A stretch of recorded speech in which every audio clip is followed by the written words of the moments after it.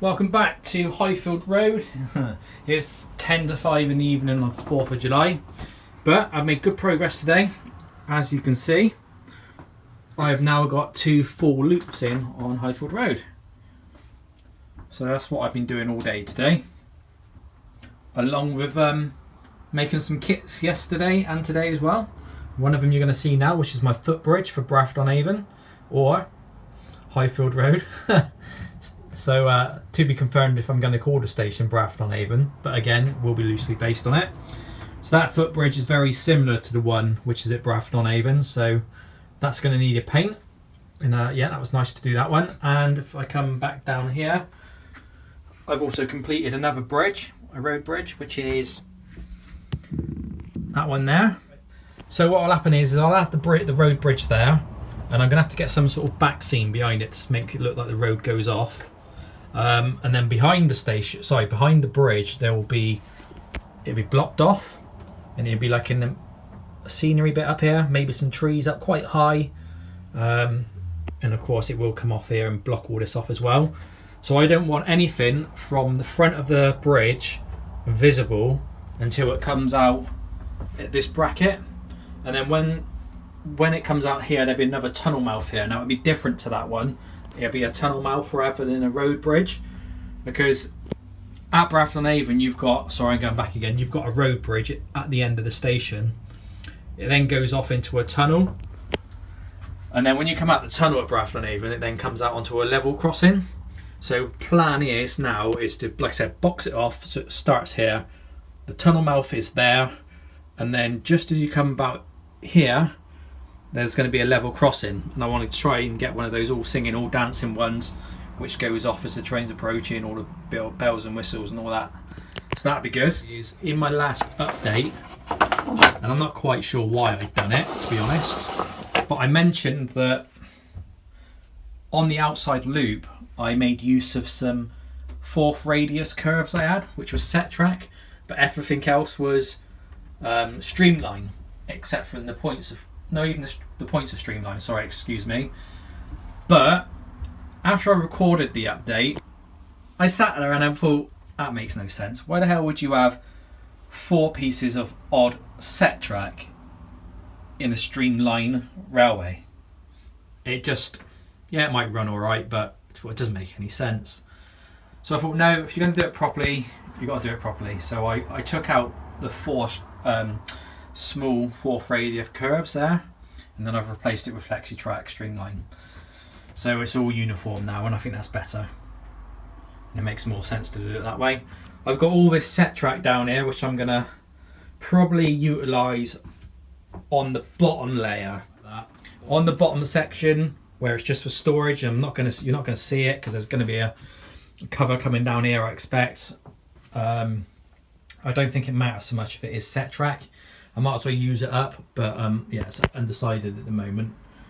But yeah, I'm waffling on a bit now, almost 5 minutes in this little part. But I'm pleased with what I've done.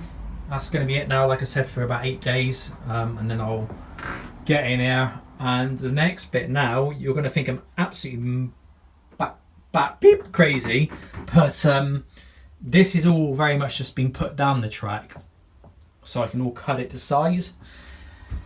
Now it's all got to come back up again, so I'm going to have to take a piece up take it up piece by piece, solder the droppers onto each rail, put a hole in the board, put it in, and then get the next piece up and go one by one by one all the way around, and then it will all be wired up for droppers for DCC when I get there. That's the plan. That's going to take me some time, I'm sure. Once that's all done, I then need to figure out the crossovers, because I've got one electroflog and one insoflog point there, so of course that needs to be changed to the uniform as well, I think. And have a look at that footbridge, really nice. I'm really pleased with how I've made that. And another quick look at the road bridge as well. Sorry, footbridge, road bridge, can't remember what I just said. There's the Bradford-on-Avon station on one side, which we've made a long time ago with my dad. We have got the one for this side. I need to get that and make that as well. Anyway, well, here we are with the next part of the update. It's the 22nd of July, and I'm a bit hot and a bit out of breath. It's very warm in here, as you can probably imagine. It's absolutely beating down out there with the sun. I reckon it's got to be about 25 or 26 degrees. It's going to go up to about 30 later. But I just wanted to check in because I have been busy, although it probably doesn't look like a lot's happened, it has. So after my last little clip I showed you, I said how pleased I was with the track laying that I've undertaken. However, I made a rookie error. When I went around with some Mark III coaches, they were clipping. So yeah, that was not good. So that meant all my hard work had to be undone. So both tracks come up. I then moved the inside track to a 4th radius size, made it a little bit bigger. Unfortunately, it's meant that the track pushes out just a little bit further, and that might cancel out my plans for a level crossing, unfortunately, but we'll see. We'll cross that bridge when we get to it. Or should I say cross it as we get to it. So I spent most of my time out here relaying all the track. So I said 4th radius on the inside, and then I used a Pico 6-way gauge on the outside. But I was watching Chadwick's channel, getting some tips, and he said on his thing about putting marks on your 6-way gauge, on your 6-inch gauge, so you can try and get the right clearance. So the second one from the right is the mark I was using to get the outside loop, and I followed that all the way around, and it's actually, so on that corner magic, that corner magic, this corner magic, this corner just. So the problem is where I've done the lift out section, that was all done using the 6-inch spacer. So I had to bring that corner and this corner in to meet the lift up, because I didn't want to relay the lift up section because it was just a bit of a nightmare. So I managed to get away with it, luckily. The other thing, the eagle eye amongst you might notice, is that I've done all the droppers. So I've soldered all the droppers on the bottom of all the rails. So I've got one on each section of track. So on every bit which is a new piece of track which goes around, there is a dropper. And the reason I've done that is because on Dugmer Junction we didn't do that, and we thought we had enough droppers, more than enough to be fair, but now the layout's coming up to its 3rd or 4th year now, we do have power outages sometimes in some parts of the layout, and I think it is where the droppers or the fish plates are starting to go. So with these droppers I have done again from Chadwick, thank you very much. I followed his guide and soldered the rails to the bottom. That's not a very good example I've just showed you there. That is the worst one out of all of them, but that was my last bit of flexible track, so I had to use it. So that could be replaced down the line. Let's try and use that one for an example. That's a bit better. So yeah, I've soldered them all to the bottom of the track, and then I'll go around and tidy them up and put sleepers in the spaces as and when. What am I doing today? Oh, actually, before I do tell you what I'm doing today, something else I've completed last night is the other Bradford-on-Avon, I think they actually call it a way, I can't remember what it's called. Hang on, here's one. It was a spare kit I've got. I had 2. Wayside station, and that is loosely based on Bradford-on-Avon. So I completed that yesterday. So now I've got both stations. I got the bridge. That tunnel, I need to try and modify it a bit to see if I can get it to work. I think I showed you about the gap I wasn't too happy about. The only difference between this Bradford-on-Avon station and the real thing is the real thing doesn't have the toilets on the side there. It is quite literally, you walk down, you got the booking office, you got this building here, and then you've got the booking office here, and then you've got a waiting room here. And then on this side, that window is as it should be. There is a little telephone box which I'm trying to get hold of. It's like a half telephone box, but I don't think anyone produces one. And then on here, there's a gate which comes halfway across, and on this side there's a ticket machine. And then the bridge is quite close actually. If you look at Bradford-on-Avon, it is probably about there. So I've got it all in my mind what I want to do. I am going to have to bring out a little bit of a board from here, probably to about here, and the station will move up a little bit. That's just because I need a bit of space, because as you can see it's a bit tight. So I'm going to bring out an extension board. What have I been doing today, and why am I out of breath? Well, let's go to the floor. I'm starting to put in the bus wires. So they're slowly going around. It's not the best job in the world, but it would do. Making holes in the I should have done that when I was making the baseboards, and I even thought about it when I was doing the baseboards, but I didn't do it because the original plan was to put the wires across and then just feed them and put clips up like that. But now I've actually got to it before, it doesn't look very tidy like that, so I've got holes in, sending the wires through. There are going to be a couple of points where I am going to have to loop over the battens on the joints, but I've got all the way around to here, so I'm almost back full circle now. So I've quite literally got those two to go through, that one, and that's it. And then I can snip them off, tidy up that end, and then yeah, I'll have my bus in. Oh, but I'm knackered. Would choose a hot day of the year to do it, wouldn't I? And yeah, it's going to need another tidy because it's a mess in there. You get drilling, sawing, all that sort of stuff. Dust goes everywhere, bits of wood, and I want to be able to walk around. Well, I want to be walking around in there barefoot, or at least with my slippers on, so I don't want to be standing on sharp pieces of wood. So they're all going to have to. It's all going to have to be hoovered. Anyway, I've waffled on for too long now. We'll see you on the next clip once hopefully we've got trains running around on the new bus wire. Oh, one other thing before I do go, I've got a Gauge Master Prodigy Advanced 2 coming, which I ordered yesterday. So I'm hoping that's going to be here today, fingers crossed, but we will see. Anyway guys, we'll see you on the next one.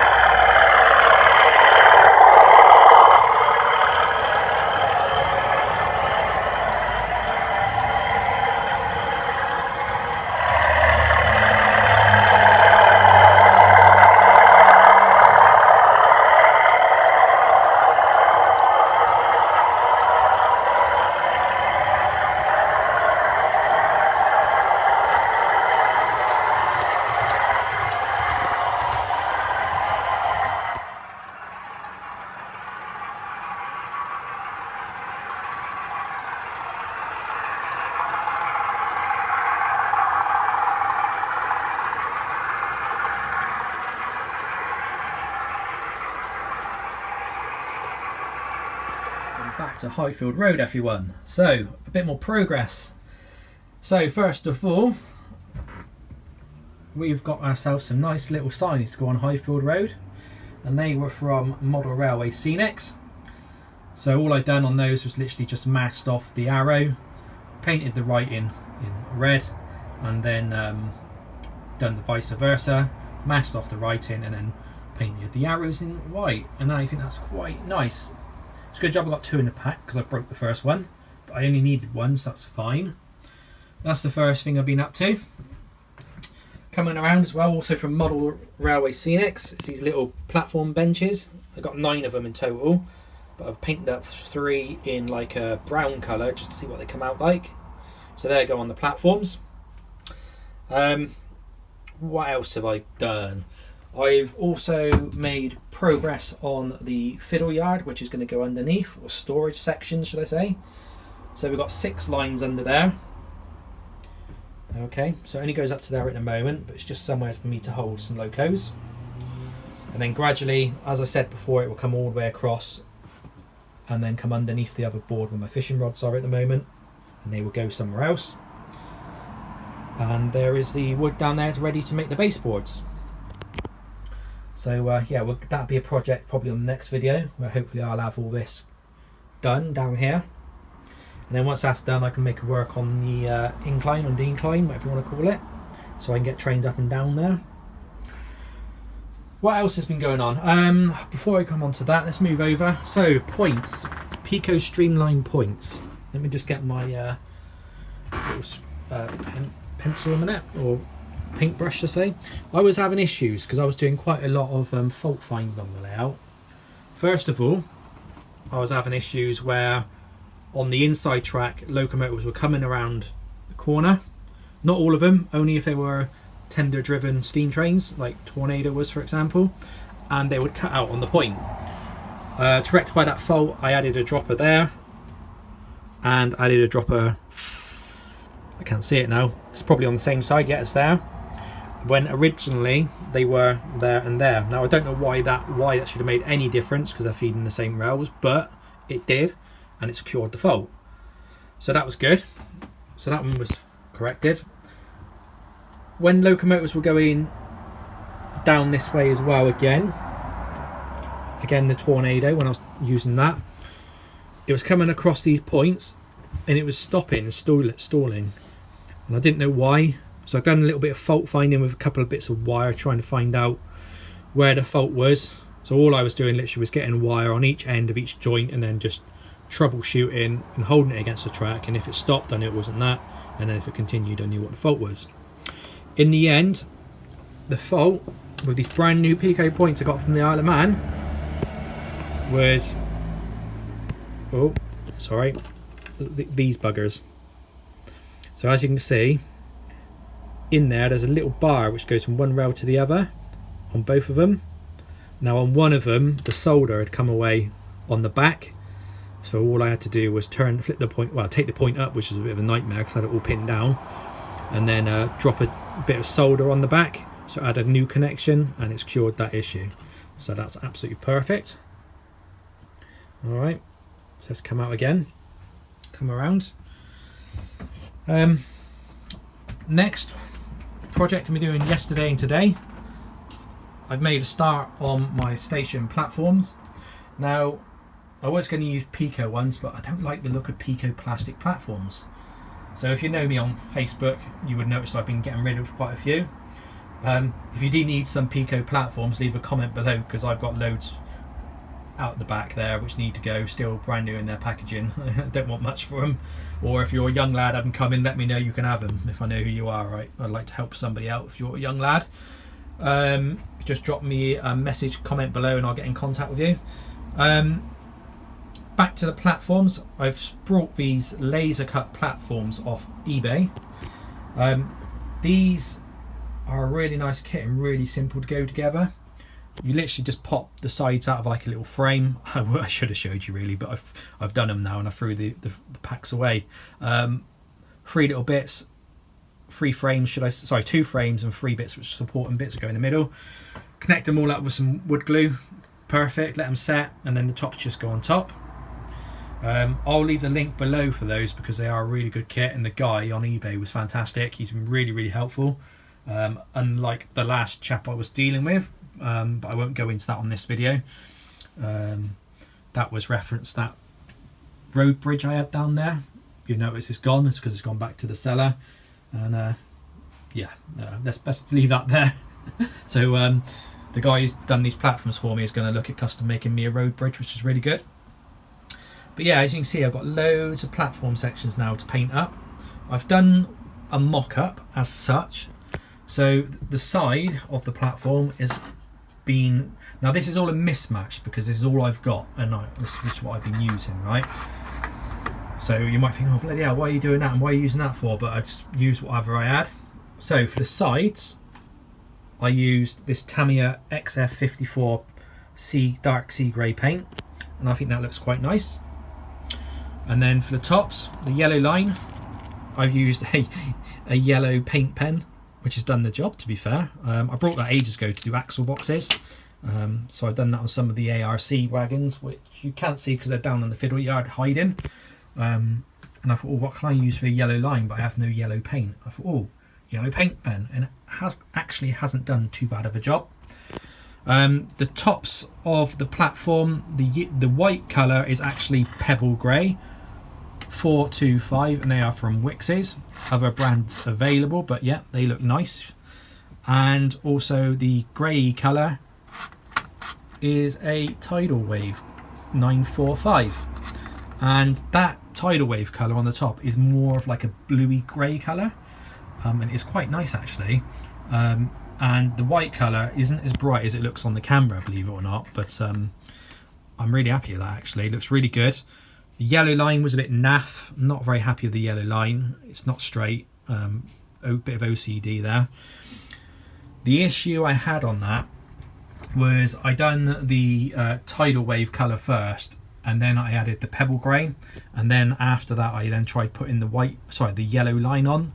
No, it's just the wrong way to do it. So moving forward, as you'll see if we come across to my workbench, what I've been doing now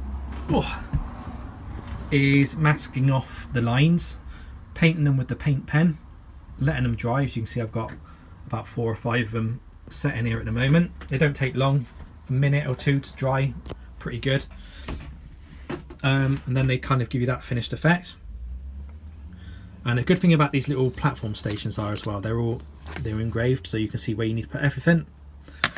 Then I'll mask them off again, and I'll add the pebble grey, and you can see they look quite nice. And then obviously after that I will add the tidal wave, mask them off again and add the tidal wave. Quite a few still to do, so that's going to be today's job. Another little thing I've been up to, got these bike racks as well from where they called, I keep forgetting, Model Railway Scenics. So I got those from them as well, and they've been sprayed in this spray paint colour, which is night blue, again from Wix's. And last but not least, my last project to try and get done today is I've got some harbour blue as well, which is that colour. I'm going to do the bridge in that colour, I think. So we'll see how that comes out. If it turns out absolutely awful, I'll have to get another one or try and respray it. But, one last thing from an update point of view, I've also got these crossings. Again, eBay purchase. Nice little kits actually. I've had to modify them, as you can probably see. I've had to put 2 together and put them at an angle to get the desired height I need with the underlay under there. But you get quite a few in a pack. There's all my spares there, look. So I was able to make a good crossing out of all the kits I had. Bradford-on-Avon back in the 90s up until I reckon the mid 2000s, they had these. Well, they had one crossing at the end where the road bridge was. But recently they built houses behind Bradford-on-Avon now, so you can now access from the rear of the station where years ago you never used to be able to. So disabled access to the other side is no longer needed from crossing over the rails. So they've removed these now. But it's what I always remember, so I'm going to put them in.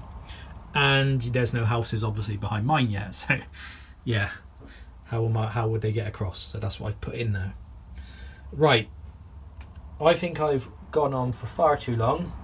I'm going to end this bit now for this part of the update. I'll be back with another video when I've got all the platforms done, and hopefully when the last baseboard is in. And you'll see me hopefully with a complete filler yard, or at least working on it. So until then, as always from Highfield Road, thank you very much for watching. Oh look, hang on, I'm trying to sign off here. Eagle eye amongst you, what else have I done? I've added this extension board onto the end here, onto the baseboard. Put an extension on because the platform was too big.